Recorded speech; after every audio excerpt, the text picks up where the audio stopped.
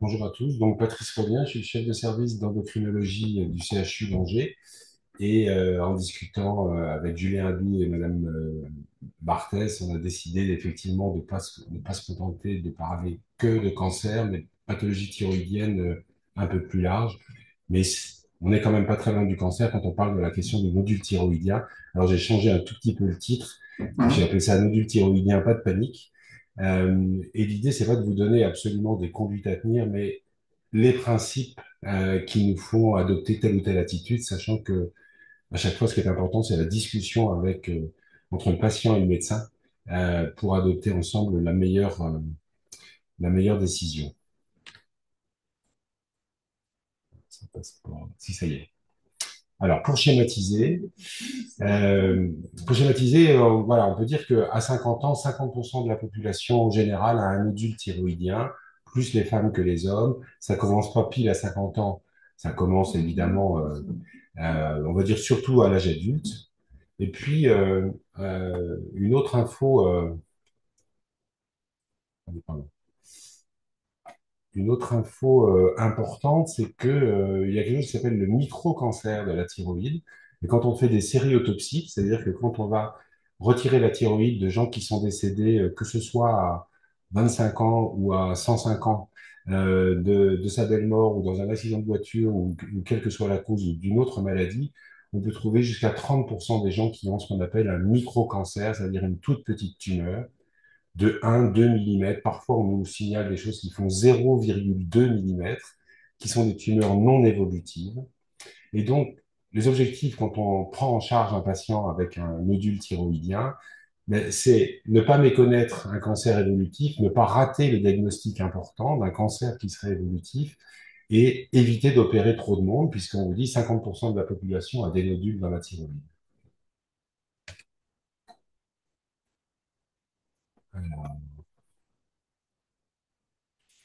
Et toujours pour schématiser, dans la majorité des cas, le cancer thyroïdien, pardon, pas thyroïdienne, est de très bon pronostic. Tout particulièrement le micro-cancer, en particulier quand c'est un micro-cancer de découverte fortuite. On a opéré quelqu'un pour une maladie thyroïdienne autre, on dit il n'y avait rien d'extraordinaire, mais je vous signale qu'il y avait un tout petit cancer d'1 millimètre. C'est la loi, on doit le signaler. Et on parle pour ça de surdiagnostic, c'est-à-dire que par hasard, on a trouvé ce qu'on trouve dans les séries autopsiques. On a trouvé une toute petite tumeur qui aurait probablement pas eu d'évolution du tout.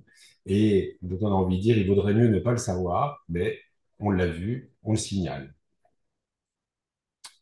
Alors ça, c'est des courbes qui montrent ce qu'on appelle l'incidence standardisée du cancer de la thyroïde dans la population. L'incidence standardisée, c'est combien de nouveaux cas pour 100 000 habitants par année. Et vous voyez, dans les différents pays, il y a un certain nombre de pays qui ont des courbes assez similaires. Il y a des pays où on voit que ça a tendance à monter. Alors, je sais pas ce que j'ai fait là. Il y a, je dessine en même temps, c'est bien. Et puis en France, on voit qu'il y a eu une montée là, fin des années 90, un pic autour de 2000-2005, et puis c'est redescendu au niveau antérieur. Et en fait, ça correspond au fait que on s'est aperçu que ça, c'était le fameux surdiagnostic, que c'était des gens qu'on a opérés pour autre chose, ou c'est des gens à qui on a fait un examen, on a vu une image, on n'a pas pu s'empêcher d'aller plus loin. Et finalement, on se retrouve avec un diagnostic de cancer, mais qui est un micro-cancer, et au fond, il faut considérer que c'est une autre maladie. Et on a dit, ben, il faut arrêter de faire trop d'examens systématiques, il faut arrêter de faire des échographies dès que quelqu'un est fatigué, sinon on va trouver plein de petites choses. Et ce qui est important, c'est que ce pic de micro-cancer qu'on a vu dans pas mal de pays, alors en particulier, il y a eu la Corée du Sud qui a instauré à un moment un dépistage systématique, et ils ont dit, on arrête, parce qu'on va finir par opérer tout le monde. Et c'était essentiellement des micro-cancers, et ça ne change rien à l'état de santé de ces gens-là, à la mortalité. Quand on parle de cancer, on évoque toujours la question de la mortalité, évidemment. Donc, on a découvert des maladies qui sont pas graves et dont il aurait peut-être mieux valu se passer de les découvrir. Donc, regarde, j'ai un petit truc que j'ai fait sur toutes mes diapos, là, je sais pas ce que c'est. Et donc, vous voyez, ben, quand on compare les pays, en France, on vous dit il y a 23 nouveaux cas par an pour 100 000 femmes, puisque c'est une maladie plus féminine. Vous voyez qu'en Corée du Sud, où on avait fait ce fameux dépistage, on était à 44 donc presque le double, on va dire, hein. Et vous voyez la mortalité, 0,2 pour 100 000 par an. Donc, mortalité proche de zéro. C'est ça qui est important à retenir. Alors, on a au cours des dernières décennies beaucoup changé la stratégie. Historiquement, un patient a palpé un nodule, palpable, chirurgie. J'ai trouvé une tumeur, j'opère. Un peu plus tard, on a dit, eh ben, peut-être qu'on pourrait caractériser un peu ces nodules et on a fait des scintigraphies thyroïdiennes. Est-ce que le nodule est fonctionnel? Et on disait, si le nodule est chaud, fonctionnel, éventuellement on met un traitement antithyroïdien pour freiner l'hyperthyroïdie, mais on a le choix entre chirurgie ou iode 131 pour se débarrasser de ce nodule fonctionnel. Au fond, c'est une façon de traiter l'hyperthyroïdie bien plus que de traiter le nodule. Et on disait, et si le nodule est froid, alors on opère, parce que c'est pas un nodule dont on peut assurer, comme le nodule chaud, qu'il est bénin. Mais ils sont majoritairement bénins, même les nodules froids. Et donc ça, c'est une première idée qu'il faut sortir de la tête des gens, qui est le nodule froid est cancéreux. La réalité, c'est le nodule chaud n'est pas cancéreux, le nodule froid, la plupart du temps, n'est pas cancéreux, et une petite fraction peut être un nodule cancéreux. Puis après, on a raffiné un peu, on a dit nodule palpable, je dose la TSH, c'est-à-dire je regarde la fonction thyroïdienne, comment fonctionne la thyroïde, je fais une échographie et une ponction. Et si le nodule est suspect à la ponction, c'est-à-dire on pique dans le nodule, on retire des cellules et on dit il est suspect d'être un cancer, j'opère. S'il n'est pas suspect, on dit surveillance, éventuellement reponction, resurveillance. Et donc, il y a eu toute une époque comme ça où on a dit, bah, on a beaucoup amélioré la façon de prendre en charge les gens, mais on a quand même fait beaucoup d'examens et des ponctions répétées. Et puis, un peu plus récemment, on a dit nodules palpables ou pas, parce qu'il y a un certain nombre de nodules qui sont vus sur des examens qui ont été faits pour autre chose. On dose la TSH. La question est toujours, est-ce que la fonction thyroïdienne est normale? Parce que ça change un peu la prise en charge. On fait une échographie thyroïdienne. Et vous voyez que là, j'ai mis plus ou moins ponction. C'est-à-dire que c'est plus j'ai vu un nodule, j'ai fait l'écho, je ponctionne. C'est j'ai vu un nodule, j'ai fait l'écho, peut-être que je vais ponctionner, parce qu'on s'est aperçu qu'on ponctionnait beaucoup de monde et qu'on opérait du coup beaucoup de monde. Et avec ça, on dit peut-être qu'il y aura de la chirurgie, peut-être pas. Et puis, il y a le nodule vu en imagerie, ce qu'on appelle un incidentalome. On a fait un scanner pour autre chose, ou on a fait ce qu'on appelle un TEP scan pour une autre maladie qui peut être un autre cancer, par exemple. Et on a trouvé un nodule et on dit, bah, est-ce que ce nodule est fonctionnel? Je fais l'échographie et peut-être que je vais le ponctionner en fonction de sa présentation et peut-être que je vais l'opérer, mais peut-être que je vais juste le surveiller. Et donc, ça aboutit au rôle central de l'échographie.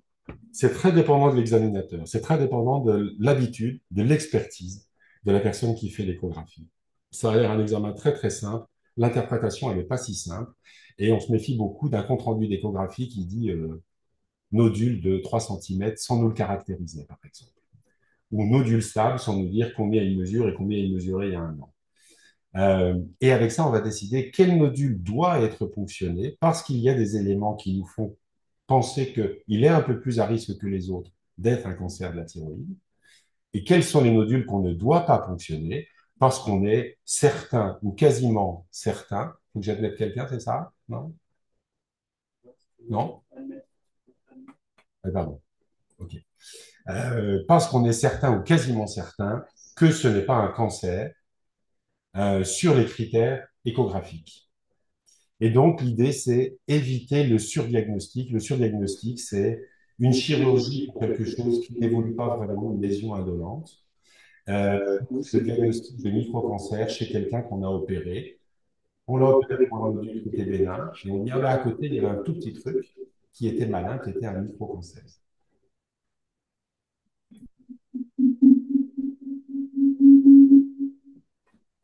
Là, c'est du pardon. Bon, j'ai coupé, hein. Et donc, voilà, je vous ai mis le rôle central de l'échographie parce que l'échographie, maintenant, il y a des classifications. Alors, il y a la classification TIRADS, il y a E-TIRADS, il y a American TIRADS, il y a Asian TIRADS, peu importe, des classifications qui, en fonction de l'aspect échographique, vont dire on va aller de la thyroïde complètement normale, il n'y a même pas de nodule, à la thyroïde avec un nodule très suspect. Et entre les deux, on va grader. Donc, il y a les deux extrêmes, thyroïde complètement normale, nodule très suspect. Et entre les deux, il y a un nodule, mais il n'est pas inquiétant. Il y a un nodule qui est un peu bizarre. Il y a un nodule qui commence à avoir une sale tête. Et puis, il y a le nodule très suspect. D'accord? Et et c'est ça qui est probablement le plus difficile à intégrer pour les gens qui ne sont pas du métier, c'est qu'on apprend à gérer une probabilité ou un risque. On dit, on peut jamais dire, c'est sûr que c'est un cancer ou c'est sûr que c'en est pas un. Mais on dit, c'est vraiment très probablement pas un cancer ou c'est très suspect d'être un cancer. Et entre les deux, on dit, bah, il y a des choses, voilà. Et on gère un risque et on va l'intégrer dans un contexte et pas simplement sur une image. Et avec cette imagerie et cette classification, on va dire, eh bien, on va proposer de faire une cytoponction. C'est-à-dire qu'on va retirer des cellules du nodule s'il n'y a pas d'hyperthyroïdie, si on a vu avec notre fameuse TSH que je vous ai intégré dans l'historique, si on a vu qu'il y avait une hyperthyroïdie, on va aller plutôt vers la scintigraphie pour dire est-ce que ce nodule est hyperfonctionnel? Et ça, on sait que c'est des nodules bénins. D'accord? Et donc, on va avoir une classification dite de Bethesda, parce qu'elle a été élaborée par les collègues de Bethesda aux États-Unis. Et on va avoir ponction non contributive. Et il y a souvent de l'erreur dans l'interprétation, dans l'esprit des gens, et parfois dans l'esprit des médecins non spécialistes de la thyroïde. On dit ponction non contributive, il n'y a pas assez de cellules. En fait, ça ne veut pas dire il n'y a pas de cellules malignes. Ça veut dire je n'ai pas vu assez de cellules pour pouvoir vous répondre. Je ne peux rien affirmer, ni bénin, ni malin. Il faut refaire la ponction. C'est ça que ça veut dire, ponction non contributive. Si on a une ponction contributive, il y avait assez de cellules pour que le laboratoire puisse décrire les choses et donner une probabilité. Eh bien, on va aller là encore du nodule bénin au nodule très probablement cancéreux. Et entre les deux, il y a des intermédiaires. Donc, vous voyez, il y a les intermédiaires en échographie, les extrêmes et les intermédiaires. Il y a les extrêmes et les intermédiaires dans la classification de la ponction cytologique où on regarde les cellules. Donc là, on est allé au plus près jusqu'où on peut aller sans opérer les gens pour essayer de se forger une opinion sur est-ce que ce nodule est un cancer ou pas. La cytoponction, ce n'est pas une biopsie. Et parce qu'il y a un certain nombre de personnes qui sont absolument terrifiées en disant ma voisine a eu une biopsie pour un nodule du sein, elle a trouvé que c'était très douloureux, ou il y a eu une biopsie du foie, c'était compliqué. C'est pas une biopsie, c'est une ponction avec une toute petite aiguille, la plupart du temps sous éco-guidage, je vais dire même presque tout le temps maintenant. Mais quand on a un très gros nodule, en réalité, l'éco-guidage ne nous sert pas à grand-chose, hein. Il sert vraiment à montrer que l'aiguille était bien dans le nodule. On peut, quand les gens ont très très peur d'avoir mal, mettre ce qu'on appelle un patch d'EMLA pour insensibiliser la peau. On le fait pas tellement. Quand les gens sont surtout très stressés, angoissés, on peut faire ça sous hypnose, on peut faire ça sous protoxyde d'azote, c'est-à-dire le gaz hilarant, pour déconnecter un petit peu les gens en disant je vais vous ponctionner. Les gens disent ok, faites. Ils sont complètement déconnectés. Ce qu'il faut retenir, c'est que c'est globalement indolore. Ça fait pas plus mal qu'une prise de sang. C'est juste que c'est beaucoup plus stressant parce qu'on dit, madame, monsieur, ne bougez pas, je vais vous mettre une aiguille dans le cou. Et on a beau dire que ça fait pas mal, c'est un peu stressant. Et quand les gens nous disent, je ne veux pas, j'ai peur d'avoir mal, eh ben, on essaie de s'arranger pour éviter qu'ils soient dans une situation de trop grand stress. Alors, il y a des gens qui me font bof bof sur le ça fait pas mal. Ben, ça fait pas mal quand c'est bien fait. Euh, et ça m'amène aux recommandations et consensus. Et je ne vais pas rentrer dans le détail. Qu'est-ce que c'est que les recommandations et les consensus de prise en charge? C'est un cadre. Et ce cadre, il nous dit surtout ce qu'il ne faut pas faire. Et il dit surtout quelles sont les possibilités. Devant tel nodule classé TIRADS de tel numéro, classé Bethesda de tel numéro, vous pouvez proposer ça ou vous ne devez pas proposer ça. Alors, il y a des cas, là encore, on va être dans les extrêmes. Si on vous dit votre nodule est bénin, ne faites rien. Si on vous dit ce nodule est très certainement suspect, allez-y. Et puis entre les deux, on va avoir des propositions. Et la décision de ponction, la décision de chirurgie, la décision de l'étendue de la chirurgie, est-ce qu'on enlève toute la thyroïde ou est-ce qu'on enlève que la moitié de la thyroïde, par exemple, elle découle des fameuses classifications et du risque qu'on apprend à gérer. Est-ce que je pense vraiment que là, c'est presque sûr qu'il y a un cancer et je pense vraiment que c'est un cancer que je ne peux pas négliger, c'est pas un micro-cancer. Euh, les classifications, la taille du nodule, le contexte du patient. Est-ce que le patient est suivi pour une autre maladie infiniment plus grave et la priorité n'est probablement pas au nodule thyroïdien et des circonstances de découverte. Et on revient à, mais au fait, pourquoi est-ce qu'on vous a fait une échographie? Et il y a des cas où on a fait ça parce qu'il y a un syndrome de prédisposition génétique à certains cancers. Et donc, même si la classification à la ponction n'est pas très inquiétante, on va dire, il y a des atypies, alors on va sans doute opérer parce qu'on sait que cette personne-là, elle a un risque plus important d'avoir un cancer. D'accord? Donc, il y a quelques gènes qui sont connus.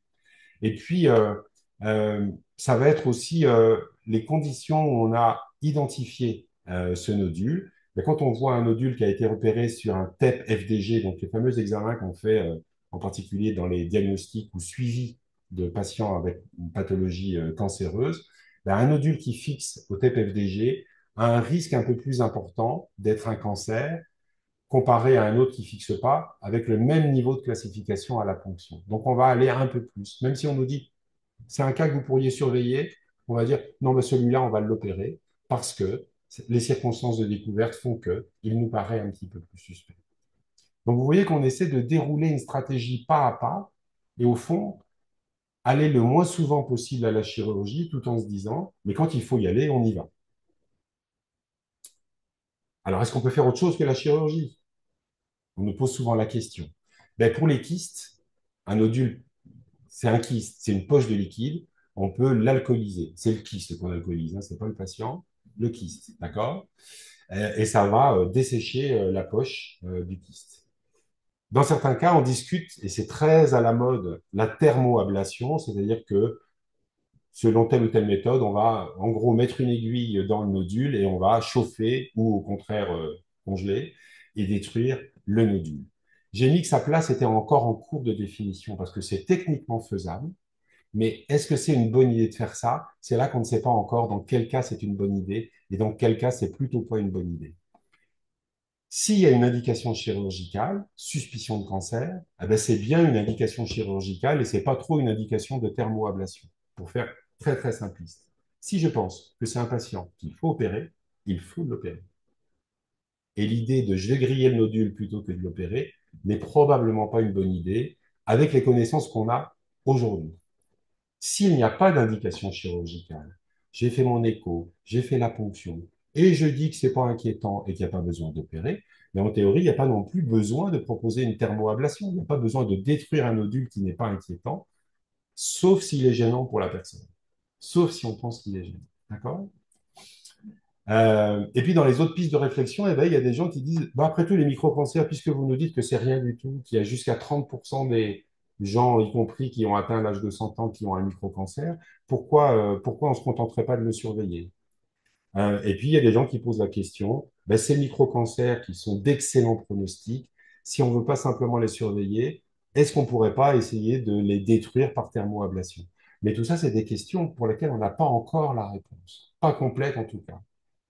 Alors la surveillance, ben, ça a été proposé par les Japonais parce qu'en fait, en Asie, il y a une sainte horreur de la cicatrice. C'est extrêmement stigmatisant socialement.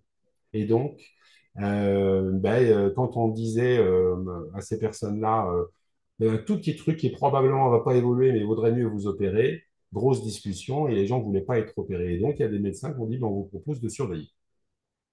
Et ce qu'on voit ici, c'est que la progression de ces nodules qu'on a surveillés tous les 6 mois, puis tous les ans éventuellement.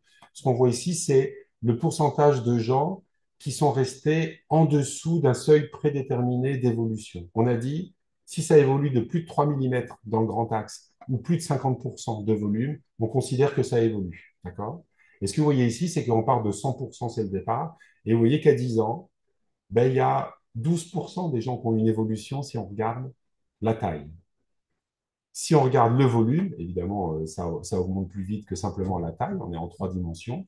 À 10 ans, vous avez 55% des gens qui n'ont pas évolué. Et donc, on a dit, bah, peut-être qu'on peut faire ça.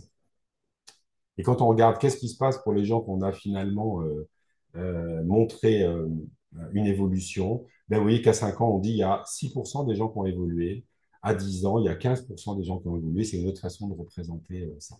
Et puis surtout, quand ça a évolué, eh ben, il n'y a pas eu de catastrophe. Quand on a opéré les gens par rapport aux critères qui avaient été définis au départ, il n'y a pas eu de catastrophe. Il n'y avait pas de forme très évoluée. Il n'y a pas eu de mortalité. Il n'y a pas eu de forme récidivante. Donc, c'est une vraie piste de réflexion. Mais il faut bien voir aussi qu'un certain nombre de gens, au bout de quelques années, ont été opérés. Pourquoi? Soit parce que le médecin était un peu inquiet en disant je suis pas sûr que c'est une bonne idée de juste surveiller, soit souvent parce que le patient n'arrivait plus à vivre avec cette idée qu'il avait un petit cancer et qu'on avait beau lui dire que c'était pas grave et qu'il a préféré se faire opérer. Et je crois que c'est presque la fin sur le nodule. Le nodule chaud en scintigraphie, dont je vous ai parlé au départ en disant historiquement on a fait des scintigraphies, puis c'est comme ça qu'on a décidé si on opérait ou pas. Typiquement, le nodule chaud, on ne fait pas de ponction. Il est quasiment toujours bénin. Et quand on fait la ponction, très souvent, il y a des atypies dans les cellules qui vont, qui vont faire conclure à un nodule suspect alors qu'on sait que c'est un nodule bénin. Et donc, on va s'embarquer dans une histoire où on n'arrive pas à s'arrêter en réalité. Et donc, si on est en hyperthyroïdie, on va discuter entre un traitement par le 131 ou la chirurgie, ou en particulier pour les personnes âgées, un traitement médicamenteux antithyroïdien de façon prolongée, ou si c'est juste à la limite de l'hyperthyroïdie, il y a un certain nombre de cas où on dit on fait rien. Et quand je dis on dit, en fait, ça, c'est la discussion avec le patient. Pour nous, c'est bien plus simple de dire enlevons ce nodule ou détruisons-le. Ça sera réglé. Et puis, il y a des patients qui ne veulent pas, et c'est là qu'on discute avec eux en disant ben, ça, c'est acceptable, ça ne l'est pas d'un point de vue médical, et on essaie de trouver un compromis. En résumé, le nodule, c'est une situation extrêmement fréquente. La plupart du temps, ce n'est pas inquiétant. Je vous rappelle, 50% de la population a un nodule, 50% de la population de plus de 50 ans. Et j'insiste sur le rôle central de l'endocrinologue pour organiser les explorations, pour interpréter les résultats. Parce que, par exemple, dans la classification de Bethesda, quand on lit de façon littérale, c'est marqué néoplasme thyroïdien. Et dans l'esprit d'un certain nombre de gens, ça se transforme en néoplasie et en cancer. Alors que néoplasme, ça veut dire tumeur, qui peut être une tumeur bénigne. Et on revient à la fameuse gestion du risque. C'est une tumeur, elle a tant de pourcents de risque d'être cancéreuse, mais c'est pas néoplasme égale cancer. D'accord? Et dans la proposition de la prise en charge, est-ce qu'on va ou pas faire une ponction? Est-ce qu'on va ou pas aller à la chirurgie? Et comment on va organiser le suivi si on a décidé de ne pas opérer ou si on a opéré? J'insiste là-dessus parce qu'on voit de plus en plus actuellement une espèce de circuit qui se déroule automatiquement. Il y a eu une écho. Le radiologue a proposé une ponction en disant il faudrait faire une ponction. La ponction, le rendez-vous a été fixé. Et puis le patient reçoit son compte-rendu de ponction. Le médecin généraliste reçoit le compte-rendu de ponction. Et puis quelqu'un dit néoplasme, vous avez un cancer de la thyroïde. Et c'est la panique.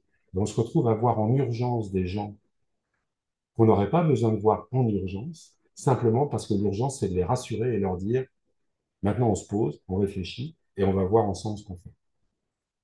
Et je crois que c'était tout pour le module. Je vous remercie de votre attention.